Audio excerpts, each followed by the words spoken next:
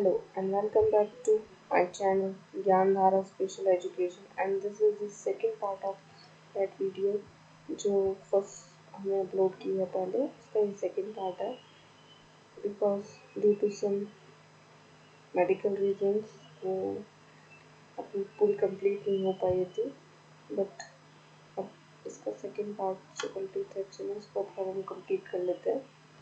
सो हमने स्टार्ट किया था क्रैश कोर्स ऑफ साइकोलॉजी, जो जिसके अंदर हमने इंट्रोडक्शन टू साइकोलॉजी पढ़ लिया था, जिसके अंदर हमें पढ़ना था डेफिनेशंस ऑफ साइकोलॉजी की साइकोलॉजी क्या है।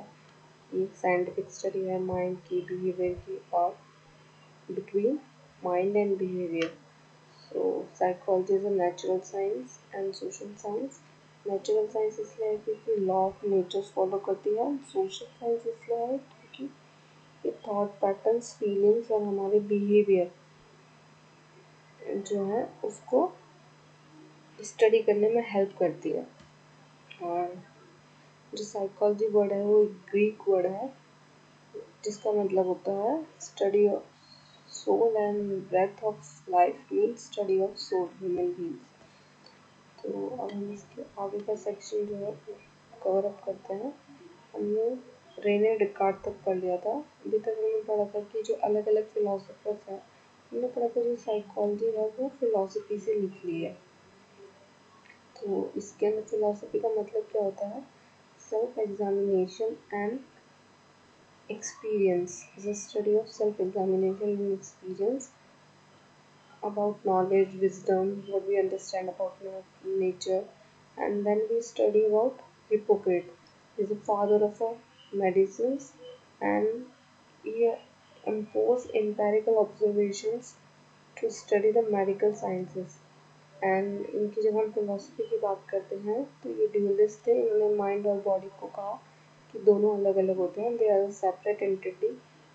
एंड माइंड इज जो हमारा है वो नॉन फिजिकल सब्सटेंस से बना है, मतलब कॉस्मिक चीज़ों से बना है, but the body is made up of 5 substance just like our holy books like Bhagavad Gita has also mentioned that human body is made up of 5 substances. In the same way, Hippocrates explained that our body is made up of physical substance and the mind is made up of non-physical substance that we call cosmic world, and the phenomena considered to be the separate in the eye of dualist। and जो मतलब मानते हैं जो philosophers या जो लोग mind and body को dualist concept मानते हैं, मतलब दोनों को सेपरेट एंटिटी मानते हैं, दे आर ड्यूलिस्ट।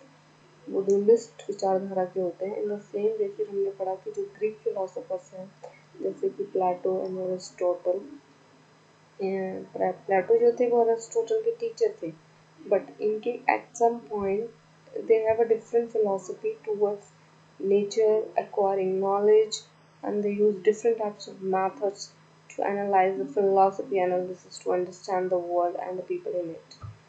Okay, ये हमने इसके अंदर पढ़ा था। Then we study that जो हमारे प्लेटो हैं, that's he used the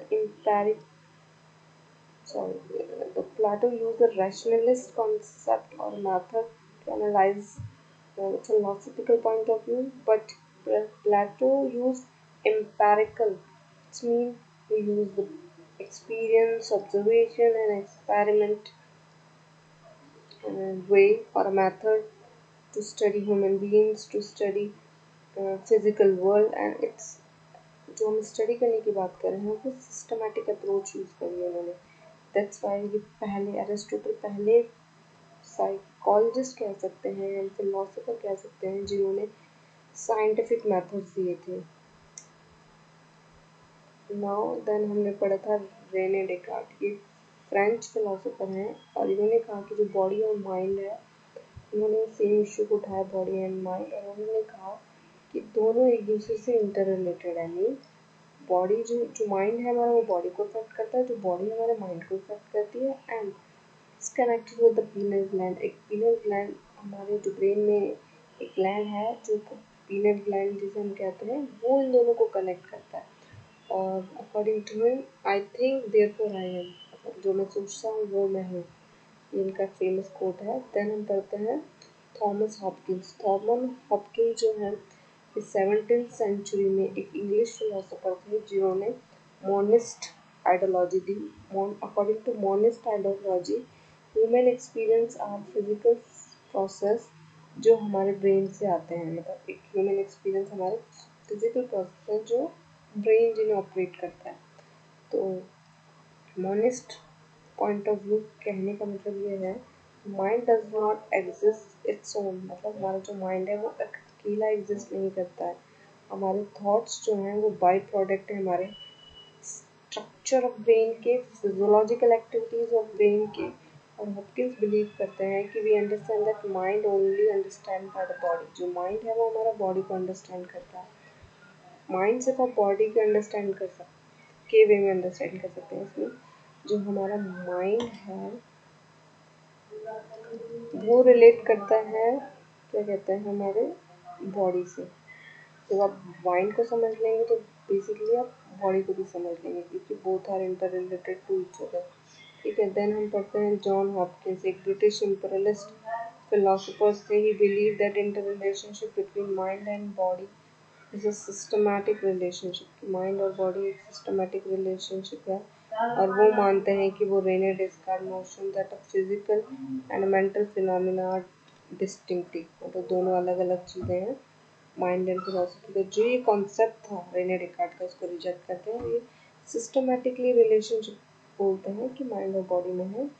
और ये बोलते हैं कि जो हमारा माइंड है वो डिपेंड है बॉडी पे। All the information of the body depend on mind and later use.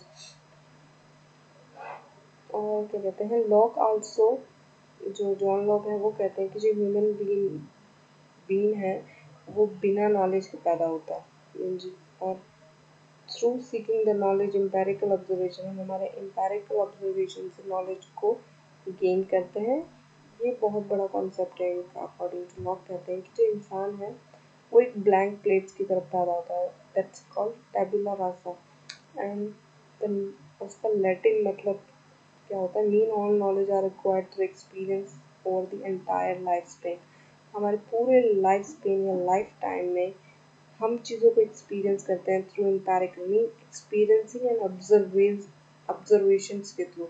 और जो चाइल्ड है वो बिल्कुल ब्लैंक शीट की तरह पैदा होता है। मीन वो पहले से इन्नेट चीज़ें नहीं लाता, मतलब उसके अंदर पहले से इन्नेट चीज़ें नहीं होती। जैसे कि जब हम लैंग्वेज का कॉन्सेप्ट पढ़ते हैं तो एक फिलोसोफर हैं, सॉरी नॉट फिलोसोफर, साइकोलॉजिस्ट और लिंग्विस्टिक एक्सपर्ट हैं, उन्होंने कहा कि जो ह्यूमन बीइंग है, जो ह्यूमन बेबी है, वो पहले से कुछ लैंग्वेज के इन्नेट चीज़ें लेके आता है। बट यहाँ पे हिपोक्रेट मतलब बात को काटते हुए क्या कह रहे हैं, तो उनके अपोजिट कंट्रोवर्सी आती है कि नहीं, उन्होंने कहा ब्लैंक शीट की तरह है और टेबुला रासा की तरह है। और हम जब नेक्स्ट आगे पढ़ेंगे तो जो हमारे क्या कहते हैं, जो बिहेवियरलिस्ट के फादर हैं, जो फाउंडर ऑफ बिहेवियरलिस्ट स्कूल है, प्रिंसिपल है वॉटसन, जॉन वॉटसन, भी यही कहते हैं कि जो बच्चे हैं वो बिल्कुल ब्लैंक शीट की तरह ही होते हैं। और उन्होंने यहाँ तक का दावा किया था कि मुझे दुनिया का कोई भी बच्चा ला के दे दो, हेल्दी होना चाहिए बस, हेल्दी बच्चा कोई भी ला के दे दो, मैं उसको कुछ भी बना सकता हूँ, engineer, doctor.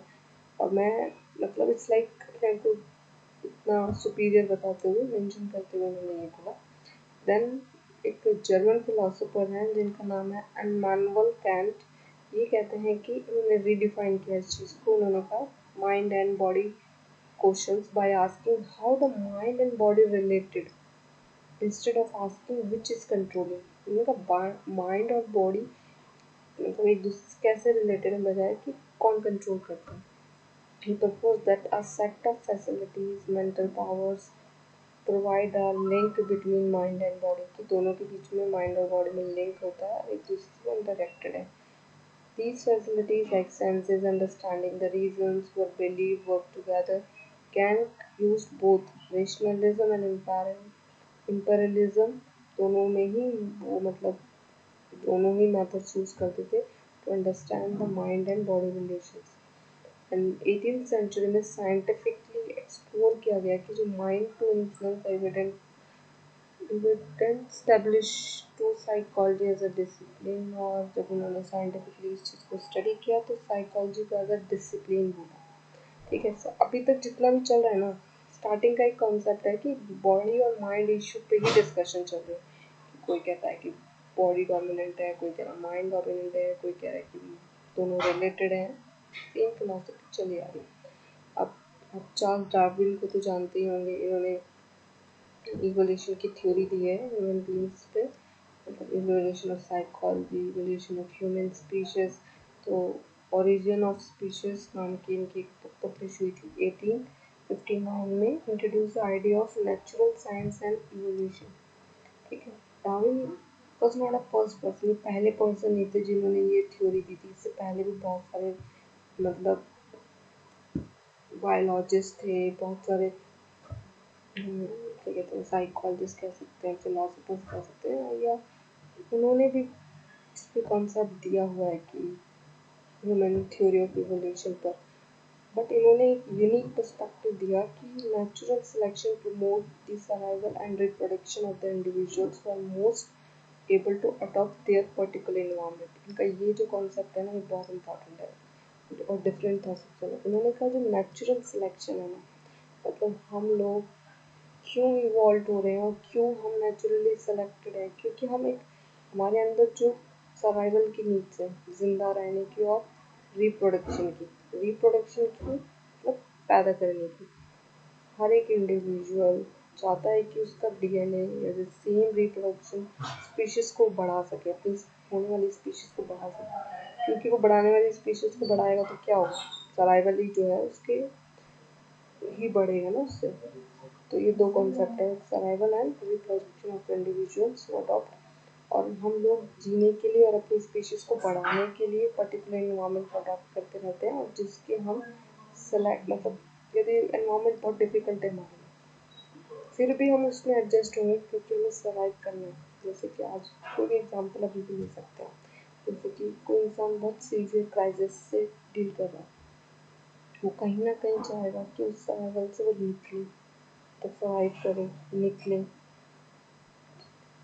Darwin principles still serves a cornerstone all the contemporary science, life science हो गई जितने भी है। He explained the mechanisms by which evolutions work, essentially evolution approach.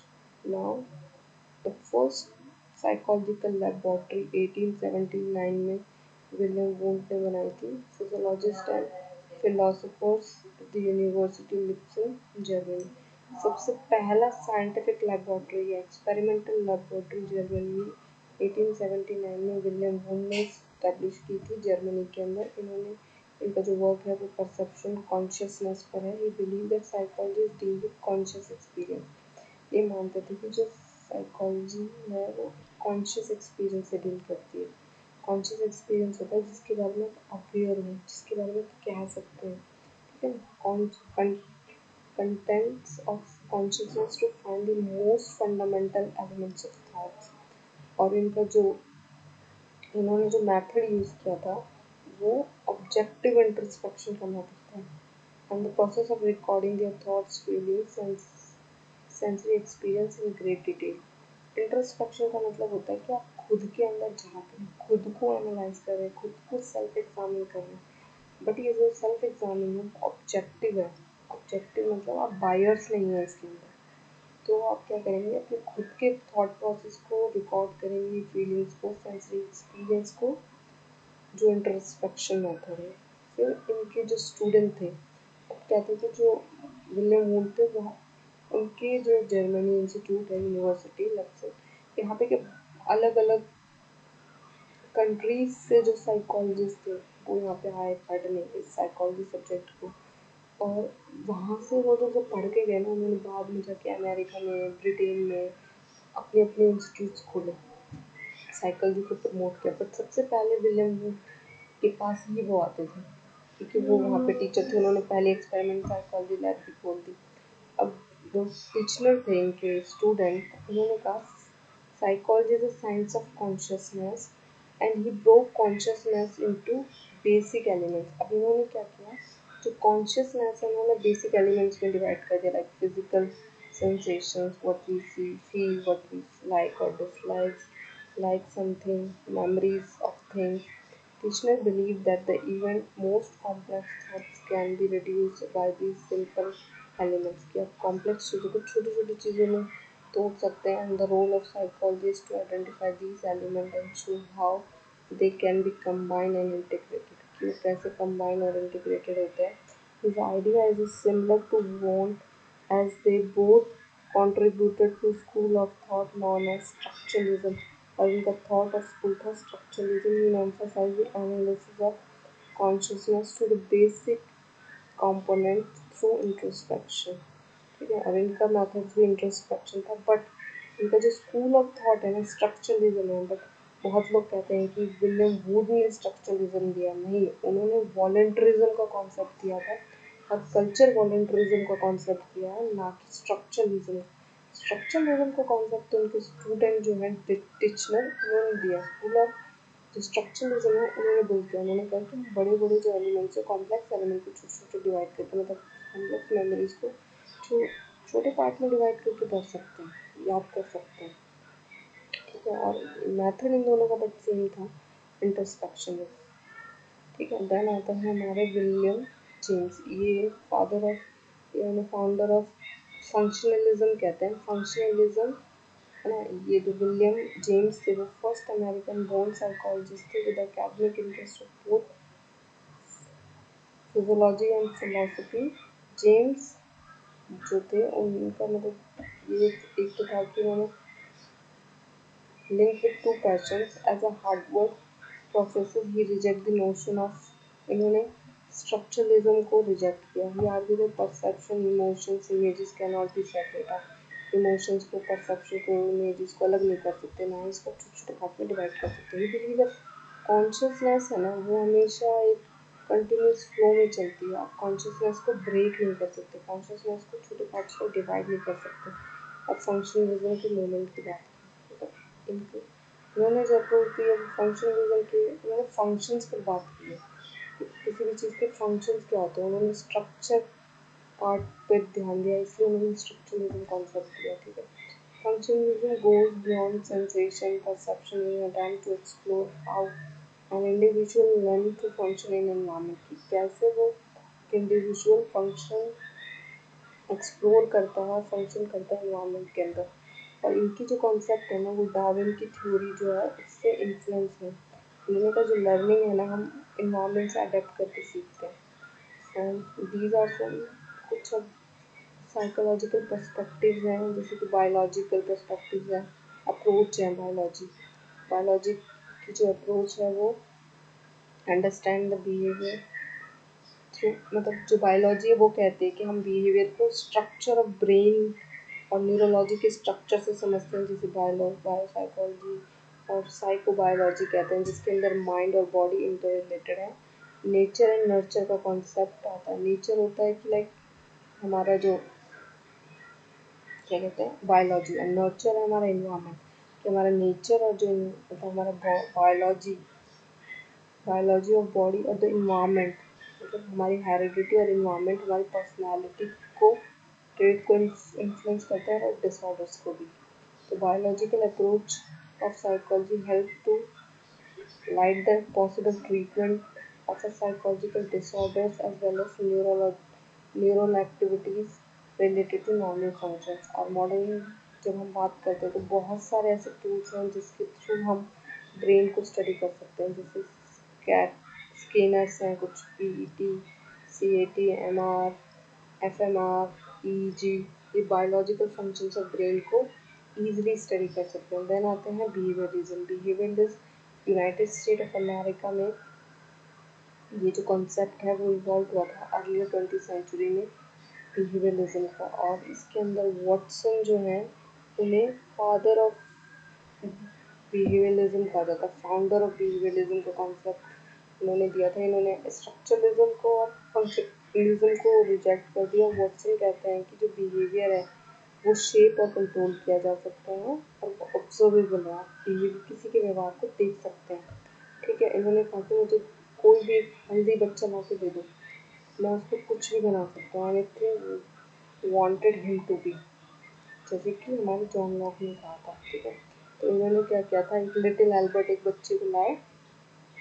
वो जो बच्चा था ना, उसको फोबिया नहीं था, मतलब डर नहीं लगता था फरी चीज़ों से, जो जैसे डॉग होते हैं उनके ऊपर फर वाले डॉग होते हैं, तो उनको उसको ना डर नहीं लगता था। लेकिन जो एल्बर्ट थे, बच्चा था छोटा सा, बट इन्होंने उसके अंदर डर पैदा किया। इन्होंने क्या किया, जब जैसे वो डॉग को इंटरेक्ट कराते थे, आता था वो डॉग सामने, तो क्या करते थे, वो घंटी बजाते थे अजीब सी आवाज़, जिससे बच्चा उस आवाज़ से डरता था, और साथ में उसने बच्चे ने एक डर पैदा कर लिया, उसके अंदर डर पैदा हो गया उस आवाज़ से रिलेट होकर, उस डॉग्स के फर से। तो उसके बाद वो हर एक जानवर से डरने लगे जिसके फर होते थे। तो तो इन्होंने कहा कि हम किसी भी बिहेवियर को शेप कर सकते हैं, यहाँ तक कि डर को भी किसी के अंदर डाल सकते हैं। जो वॉटसन का believe of psychology based on experiment conducted by Russian physiologist. फिर एक रशियन फिजियोलॉजिस्ट थे जिनका नाम था इवान पावलोव, जिन्होंने क्लासिकल कंडीशनिंग का कॉन्सेप्ट दिया। इन्होंने डॉग पर स्टडी किया था, जिन्होंने लर्निंग को शेप करने की बात बताई, और इनको इसके अंदर नोबेल प्राइज़ मिला था इनकी स्टडी में, जिन्हें क्लासिकल कंडीशनिंग हम कहते हैं, स्टिमुलस रिस्पॉन्स टेक्निक भी कहते हैं, सार टेक्निक्स भी कहते हैं। देन आता है हमारे पावलन के पास स्किनर, ये रेडिकल बिहेवियरिस्ट थे। रेडिकल होते हैं बहुत ही कट्टरवादी, जैसे वॉटसन थे। इन्होंने कहा ओनली बिहेवियर को आप ऑब्जर्व और मेजर ही कर सकते हैं, इसके अलावा कुछ नहीं कर सकते। स्किनर्स ने ऑपरेंट कंडीशनिंग का दिया। इन्होंने बेसिकली रिवॉर्ड रेनफोर्समेंट का कॉन्सेप्ट किया था, जिसके अंदर पॉजिटिव रिवॉर्ड नेगेटिव रिवॉर्ड के बारे में इन्होंने बात की, और कॉन्सिक्वेंसेज ऑफ, मतलब क्या कॉन्सिक्वेंसेज होते हैं रिवॉर्ड्स के, और जो कि क्या कॉन्सिक्वेंसेज होते हैं रिवॉर्ड्स के हमारे बिहेवियर पर। देन आता है हमारे कॉग्निटिव, क्या कहते हैं, कॉग्निटिव अप्रोच। जो cognitive psychology emphasize cognition, how we think and basic understanding of human being. और कॉग्निटिव अप्रोच जो है वो एक serial processing, step by step processing, parallel processing of information. तो जो कॉग्निटिव अप्रोच का जो कॉन्सेप्ट है वो एक कंप्यूटर जैसे काम करता है ना, उसी पर बेस्ड होता है, पैरेलली सिस्टमेटिकली काम करना। फिर आते हैं हमारे humanistic approach. Humanistic approach date back the Greek, Asian Greek की जो कॉन्सेप्ट था उसी से रिलेटेड है। ये होलिस्टिक पर्सपेक्टिव ऑफ, होलिस्टिक होता है पूरा, कंप्लीट का complete whole, potential of individual growth और चेंज पर बात करते हैं। ये कहते हैं ह्यूमनिस्टिक अप्रोच वाले कहते हैं कि जो ह्यूमन बीइंग है वो सेल्फ अवेयर होता है, free will, emphasize the role of consciousness. इन्होंने भी कॉन्शियसनेस पर फोकस किया बजाय अनकॉन्शियस एक्सपीरियंस पर। इसके अंदर कार्ल रॉजर्स जो पर्सन सेंटर अप्रोच होती है, जिसके अंदर individual define reality and personality rather than external objective thing, ठीक है, सब कुछ इसके अंदर होता है बजाय बाहर। सेल्फ कॉन्सेप्ट पर इन्होंने बहुत ज़्यादा बात की। जैसे फिर आता है अनकंडीशनल पॉजिटिव रिवॉर्ड, मतलब किसी को भी अनकंडीशनल लव और पॉजिटिव रिवॉर्ड दो। थेरेपी में उन्होंने इस चीज़, ये जो मेथड है अनकंडीशनल लव अप्रोच यूज़ की थी। देन आते हैं हमारे अब्राहम मास्लो। अब्राहम मास्लो का सबने पढ़ा होगा needs theory, need of actualization. इन्होंने कहा कि हेरिडिटी होती है, मतलब हमारी नीड हेरिडिटी होती है, हायरार्की में होती है, सॉरी, हमारी नीड्स जो हायरार्की में होती है, 5 तरह की नीड्स होती है। हमारी नीड्स होती है बायोलॉजिकल, सबसे पहले होती है हमारी फिजियोलॉजिकल नीड्स, जिसमें खाना पीना रहना ही होता है। देन आती है सेफ्टी, हमारी सेफ्टी और सिक्योरिटी के लिए। देन आती है हमारी बिलोंगिंगनेस, जब हम लोग एक सेफ और सिक्योर रह रहे हैं तो फिर हमको बिलोंगिंगनेस चाहिए, अपने लव वंस चाहिए, बिलोंगिंगनेस, फैमिली चाहिए। देन आते हैं हमारी स्ट्रीम नीड्स, जिसमें सेल्फ स्ट्रीम्स, हमारे ड्रीम्स, हमारे अचीवमेंट्स, ये सब जो हम करना चाहते हैं वो सब आते हैं, गोल्स। देन आता है सेल्फ एक्चुअलाइजेशन, जब आपने अपने सपने पाल लिए, सब कुछ कर लिया, तो आप सेल्फ एक्चुअलाइजेशन होता है, जैसे कि फॉर एग्जांपल महात्मा गांधी, मतलब एक ट्रेट उनके अंदर इतना डोमिनेंट होना और वो दूसरों के अंदर बदल सकते हैं। हिटलर का जो कंसेप्ट है, मतलब जो उनकी सोच है, वो भी एक सेल्फ एक्चुअलाइजेशन का, तो नेगेटिव वे में।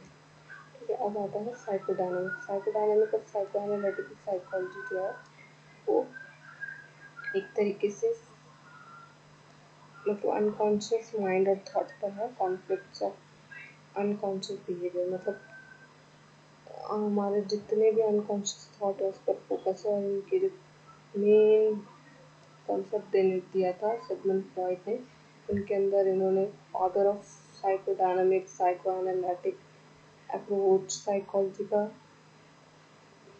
व्यू पॉइंट रखा था। उनका जो व्यू पॉइंट बिल्कुल ही डिफरेंट था। इन्होंने लेवल ऑफ रियलिटी की बात बोले तो कॉन्शियस, अनकॉन्शियस, प्री कॉन्शियस, तीन तरह की बताई थी।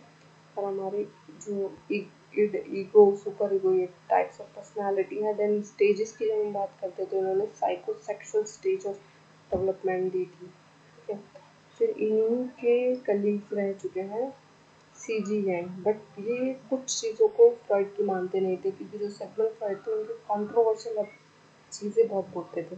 जैसे कि वो सेक्सुअलिटी को लेकर बहुत ज़्यादा डोमिनेंट थे, उनकी हर चीज़ में सेक्सुअलिटी को ही डोमिनेंट रखा गया, इसलिए। और अनकॉन्शियस चीज़ें, अनकॉन्शियस डिज़ायर्स, नीड्स ही चारों तरफ घूमती रहती है, तो वो उस चीज़ को इतना मानते नहीं थे कि हर चीज़ मतलब सेक्सुअलिटी से और डिज़ायर से रिलेटेड नहीं हो सकती है। इंसान इतना भी बुरा नहीं है कि सिर्फ यही डोमिनेंट रहेगा उसके अंदर। तो बस ये मानते थे कि पर्सनल अनकॉन्शियसनेस, कलेक्टिव अनकॉन्शियसनेस का कॉन्सेप्ट दिया उन्होंने। फिर एडलर आते हैं हमारे, उन्होंने इंफीरियर कॉम्प्लेक्स का कॉन्सेप्ट दिया था। एंड हमने focus on the importance of basic anxiety and create a feeling of isolation, की बेसिक एंजाइटी होता है और हम क्रिएट करते हैं फीलिंग ऑफ आइसोलेशन। ये डायनामिक अप्रोच है। अगर सोशल कल्चरल की बात करें तो विगोत्से का कॉन्सेप्ट आता है इसके अंदर, हम बाद में डिटेल में पढ़ेंगे, बट अभी जस्ट नाम और वो जान लेते हैं। फिर देन है social biological approach and evolutionary psychology, जिसमें ये हमने पढ़ा है डार्विन का जो कॉन्सेप्ट है, चार्ल्स डार्विन, ये सब आता है इसके अंदर। ये तो हमने पढ़ ही लिया पूरा। देखो, अब क्वेश्चंस हैं, कुछ क्वेश्चंस कर लेते हैं, तो सेशन को कंप्लीट करते हैं। The belief that mind is separate from the body is known as, कि mind body से अलग है, mind and body dualism, which is the philosopher who introduced the idea of tabula rasa, John Locke. American psychologist William James ने कौन सा concept दिया था, कौन सा मूवमेंट स्टार्ट किया था, फंक्शनलिज्म का, जिसमें उन्होंने बात की थी जो हमारा कॉन्शियसनेस है वो एक फ्लो में चलता है, ब्रेक डाउन नहीं होता।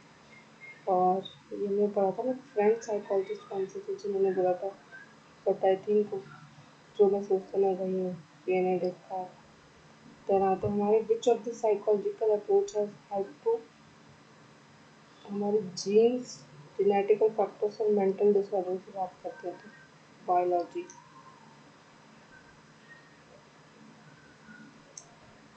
देन आते हैं हमारे सेल्फ एक्चुअलाइजेशन का कॉन्सेप्ट दिया मास्लो और मोनेस्टिक में, तो फिर रॉजर्स पे आते हैं, Karl Rogers, which is the philosopher who has been directly impact many records of social culture। social culture का जो concept है किसके अंदर आता है हमारे education में।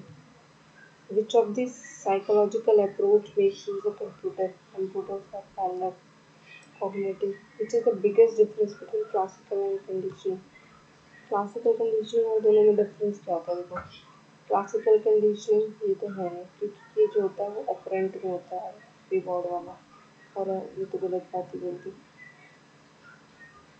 बी ठीक है, और ये तो सब गलत है कि इन्होंने बी डॉग पे किया था, इन्होंने रैट पे किया, तो ये सेम ही बात हो गई, तो गलत है। और लास्ट वाला तो अप्रोच ही कॉग्निटिव है। अब हमारा क्वेश्चन है, according to Sigmund Freud unconsciousness and consciousness क्या है, ये कॉन्फ्लिक्ट टू ईच अदर चलता रहता है इनका। तो ये आज का हमारा पूरा सेशन था, जिसमें फर्स्ट पार्ट था उसको कंप्लीट किया गया था जो रह गया था, ठीक है ना। और इसके अंदर हमने फिलोसफी में पढ़ा कि कौन कौन से फिलोसफर्स थे, और साइकोलॉजी इन फिलोसफी के थ्रू होते हुए, इन साइंटिफिक थ्रू होते हुए एक खुद का एक पूरा डिसिप्लिन बन गया। आई होप आपको ये क्लास अच्छी लगी होगी, बट थोड़ा मेरा तबीयत अभी ठीक नहीं है, तो I just try to cover up, कुछ दिन मुझे ठीक होने के बाद कम्प्लीटली डिटेल्ड में मैं आपको अच्छे से और मेरी थोड़ी वॉइस को और अच्छे से ज़ोर से बोल कर समझाने की कोशिश करूँगी, बिकॉज आई नो इन सबको थोड़ा मुझे इम्प्रूव करना चाहिए। तो I just try my best. जो अभी तो मैं नहीं हो रहा try my best, but I will try my best in future and I hope you will like the video and please share like and share and subscribe. और आपको ये अच्छी लगे तो so, and this is my channel already mentioned. So at last थोड़ा तो ये channel है मेरा ज्ञानधारा स्पेशल एजुकेशन। आप इसे लाइक करें, शेयर करें और इसे सब्सक्राइब करें। और आप मुझे ज्वाइन कर सकते हैं, फॉलो कर सकते हैं इंस्टाग्राम पर, टेलीग्राम पर, लिंक्डइन पर एंड फेसबुक पर। और thank you so much for watching and thank you so much मेरी इतनी धीरे आवाज़ सुनने के लिए। Thank you so much really